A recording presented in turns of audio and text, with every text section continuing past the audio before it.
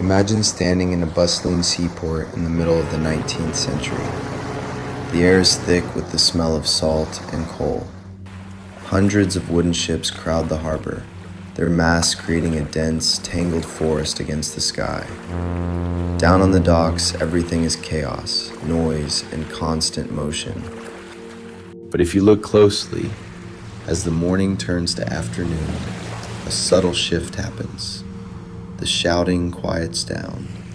Navigators and captains stand on their decks, pulling brass instruments from their pockets. They stop what they are doing, turn their faces toward the highest hill in the city, and simply wait. They are looking for a red ball to fall from the sky. To understand why this quiet ritual mattered so much, we have to understand the terrifying reality of the open ocean. Once a ship left the side of land, it entered a vast, featureless blue void. To figure out exactly where they were, specifically to calculate their longitude, sailors needed two things: the exact position of the stars and the exact time. But they didn't just need the local time of wherever their ship happened to be floating. They needed to know the exact time back at a known reference point, like the Royal Observatory in Greenwich. This is why the marine chronometer was invented. It was a highly precise, specialized clock designed to keep accurate time even while bouncing on the unpredictable waves of the sea. It was a ship's lifeline. If a ship's chronometer was wrong by just a few minutes, the navigator's calculations would be off by miles, potentially steering the vessel into hidden reefs or deadly shallows. A marine chronometer was not a normal clock. It was suspended inside a wooden box on a brass gimbal, designed to stay perfectly level even as the ship pitched and rolled in violent storms. Navigators treated it with almost religious reverence. They wound it at the exact same time every day, tracking its slight variations in a dedicated logbook. But even the finest mechanical clocks are not perfect. Over long voyages, temperature changes, and constant motion could cause the mechanical heart of the clock, its delicate springs and balance wheels, to slowly drift, losing or gaining a few seconds every week.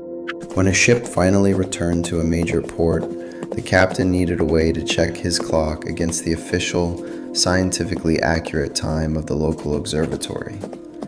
He could take the fragile chronometer ashore, carry it through the bumpy, crowded streets to a clockmaker, and then carry it all the way back. But every jolt of a carriage or stumble on the cobblestones risked damaging the delicate springs inside. There had to be a better way. A way to bring the time directly to the ship, silently and instantly, while it rested safely at anchor. The use of a falling shape as a public time signal is often traced to Portsmouth, England, in 1829, championed by a Royal Navy captain named Robert Wauchope. He realized that a large object dropping from a high mast could be seen from miles away, entirely bypassing the noise and distance of the harbor. The concept was brilliant. In 1833, the Royal Observatory at Greenwich erected its own time ball on the roof of Flamsteed House. It became one of the most famous and essential time signals in the world. The time ball at Greenwich was a bright red sphere, large enough to be clearly visible through a telescope from the ships moored down on the River Thames. It did not operate on an arbitrary schedule. It followed a strict daily choreography. You might wonder why the Greenwich time ball dropped at exactly 1 o'clock in the afternoon rather than at noon. The answer lies in the routine of the astronomers working quietly inside the observatory. At exact solar noon, they needed to observe the sun crossing the meridian through their transit telescopes to calculate the precise time. Dropping the ball at 1 o'clock gave them exactly 1 hour to complete their complex mathematics, reset the master clocks, and prepare the heavy mechanism for the daily signal.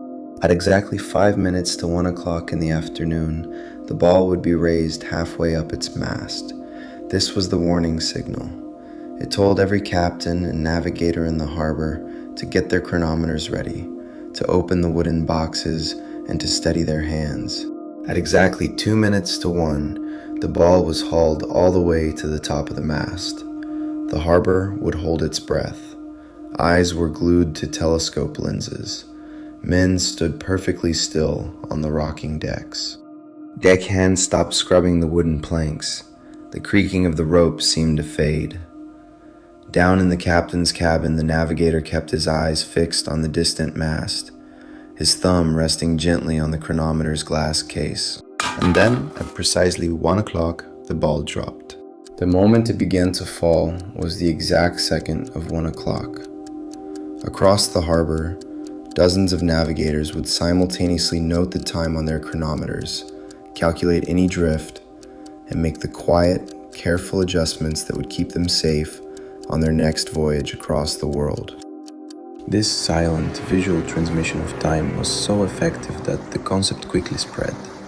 Soon, time balls began appearing on the skylines of major ports across the globe. By 1852, a time ball was dropping from Telegraph Hill in San Francisco, visible to vessels anchored throughout the bay. They were installed in places like the Cape of Good Hope, Jakarta, Mauritius, and New Zealand. Each day, these quiet spheres linked the mechanics of the heavens, the mathematics of the observatory, and the survival of the sailors, all through a simple, falling shadow. But like many of the physical systems of the 19th century, the time ball was eventually outpaced by invisible forces. As the 20th century approached, the telegraph network expanded, carrying precise time signals across continents through copper wires. Time was no longer a visual shadow. It became a sharp electrical click in a post office. Soon after, radio technology allowed time signals to be broadcast directly into the air. A ship's captain no longer needed to look at a hill in the distance. He could simply listen to a radio beep in his cabin.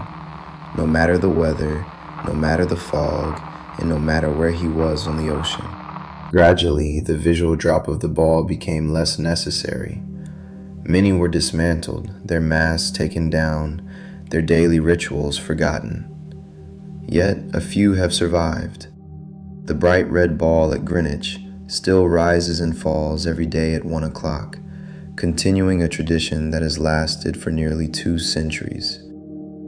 Today, we carry the exact, synchronized time of the world in our pockets. We never have to think about how it gets there.